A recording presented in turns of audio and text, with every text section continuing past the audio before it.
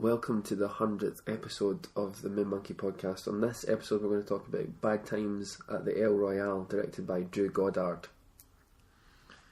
So the film's sort of a period piece, set in the 70s, kind of a noir thriller. It opens up on a still shot of a room, and we see a man coming in and leaving a case underneath the floorboards. It was a great opening shot, in my opinion. Just the still frame and the guys moving around builds a lot of tension. You're not sure what happens. And it's set at this motel, which is called the Royale. And throughout the film, various characters arrive, and we learn a little bit more about them, and also about what's been going on at this rather unusual building that's set on the state line between Nevada and California. The film, the first two people to arrive is Father Daniel Flynn, played by Jeff Bridges, and Darlene Sweet, Cynthia Erivo, and they meet John Hamm's character, Juan Hamon, who's a salesman.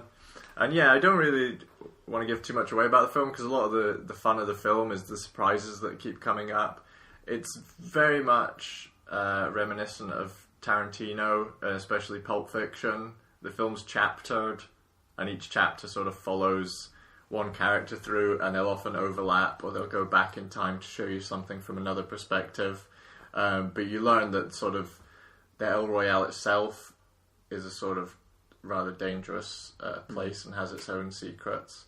But yeah, I thought it was an entertaining film, a fantastic cast, and all of the characters are sort of, almost like, I think Pulp Fiction is like the main touchstone for this. They're all these archetypal characters. So you have the lounge singer, the woman that's trying to make it, played by Cynthia Erivo. Her character was one of like the main sort of emotional hearts of the film, I think. And then you've got I thought really who you really empathise with is Jeff Bridges, to be honest, because he's got his memory loss, which doesn't give him much away. Yeah, but I think that's who you really empathise with. I mean, I thought like they were all good characters. I think like the interaction between Jeff Bridges and Cynthia Erivo is like what's really good about it. Yeah, it's what's one you really liked it. You really liked it. You loved it. No, I like the film a lot. Like it's sort of like flashes of violence, but what I liked was it relies very heavily on its characters and like a good script. And just the interactions between the characters. Like, it's not, like, okay, it's not the best example of its genre, and it often feels like it's trying to emulate better films. In a way, it's like he's picked bits and pieces from films that he likes, sort of the gangster movies, the heist movie, the sort of undercover cop drama, and sort of pieced them all together in this thing. And I know you felt like it didn't really stick together as a cohesive work. I felt like it was just imitating movies, and which is nice that it's paying homage, and it's like, that's really good, but I find it quite derivative in the fact that I would rather just go and watch one of those better movies if I wanted this, because I don't feel like this really... The performance is really good. I really liked the cast and stuff, but whenever I found it quite disjointed, and when it went into the past, it lost all the momentum with jumping around for me. And I like a movie that does it. I mean, like Tarantino does it, but he doesn't have like a monopoly on it. Like other movies can do it. I'm not saying that, but I feel like this really lost the momentum whenever it did it for me. Whenever it was even building, especially. Like, you mean when it switches to another character's perspective? Or you just learn more about their past. There's certain. I mean, sometimes it's really good and it's really powerful, but other moments it was like, oh, this really takes me out of the movie, and everything that I was really getting into. And that scene has now been lost because you've then taken me back to 20 years ago or whatever. And it's that bugged me. And I didn't feel like it was particularly that interesting, apart from like the odd interaction.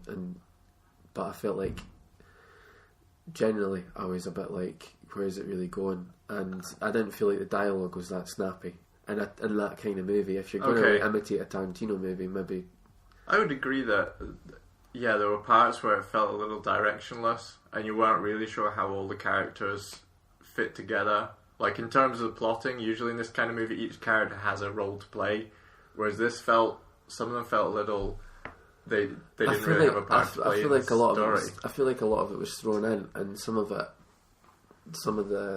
It's just because they had a neat idea for the character and they've put them into the mix. Yeah, and without really thinking through what impact they would have on the some story. of the themes as well just felt like it's like, oh look, we're really clever, but like We're what has doing it actually got to do with it? Yeah, they're trying to do a lot of things in it, but personally, like, yeah, I felt like it just kept me entertained. Like I say, it sort of slowly builds tension, and then it'll be released by like something really violent to happen or a sudden revelation, and then you're into like the next section of the film. So that's how I felt like it kept me engaged, because it's like constantly feeding you these little hooks which keep the story going. And I felt like towards the end of the film especially, there was stuff going on under the surface. This is a point of contention, I guess, for a lot of people, but there was sort of Nixon on television. Towards the end you get a little bit where it deals with the Vietnam War and hippies and cults, and it felt like they were tying these elements in, and the whole film, I guess it boils down to whether you think the film is about something or you just think it's throwing stuff in, and it doesn't really have any deeper significance other than it's a load of people doing bad things. If anything, I feel like it's trying to do too much, and it just doesn't do enough of it well. Okay. If you know what I mean. Like, it's trying to do so many different things that it neglects the overall movie. And I did really like. I really like the performances. I'm not knocking anybody that's in it. I think it, like, whenever there was certain moments and certain pieces of dialogue or whatever, or interactions, I was like, this is really gripping. And certain flashbacks as well, I was like, this is really good. But overall through it, I was just a bit like, what's the point in this? Where's it going? Well, I think that's the thing. They established like a really good cast that have that charisma and are able to hold the screen, and especially when you put those people together. That's what I like. The opening of the film, you've got like John Hamm, Jeff Bridges, Dakota Johnson, all these people interacting, and it's just nice to see that on it. Because a lot of films now, it's like explosions and action scenes. You don't have the quiet moments of people just talking and. But again, I don't really feel like the talking was that great either. You know, that's the thing. Like, I do like those movies. I want that movie. I was really excited. I was more excited for this than you, because I was like, I saw the cast and I was like, this looks amazing. It's like there's going to be so much. And I was like, I just didn't really like it. And also, they said they had Nick Offerman in it, and if you go for Nick Offerman, you're going to be very, very disappointed, because he's hardly in it at all. There is another person from Parks and Rec though. So if you like Parks and Rec, there's a nice little bit. I'm not going to tell you who, because for me that was the best bit of the movie when that person came on. A little Easter egg in there. There was. Parks and Rec for the Parks and Rec people. For me, it just didn't work, and I really wanted to. The soundtrack and the visuals. The soundtrack was alright, but to be honest with you, I did like it at the time. But that's the first thing I thought about it because you mentioned it. Yeah. So it can't have been that good. But yeah, I did like it. I just feel like it was a bit flat. Yeah, I thought like it was.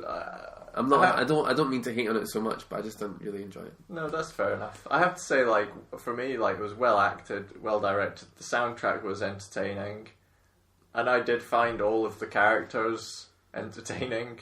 I'll admit that maybe it doesn't hold together as well as some other films do, but for me, like, it was interesting while I was watching it. But like I said to you earlier, I don't know if it's going to have like a reputation which lasts. It's just something that's sort of fun in the moment. I mean, if you really want to see something like this, go and watch The Hateful Eight.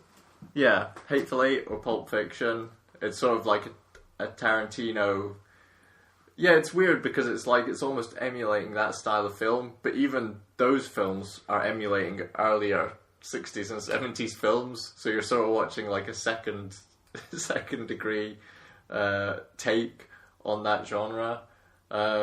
But yeah, I thought it was kind of interesting, and I would recommend it if you feel like you're into that kind of film and you like this cast or any of the actors in it. Like, you will have a good time. There are surprises and there's mystery there. So that was our review of Bad Times at the El Royale. We'll be back soon with more reviews.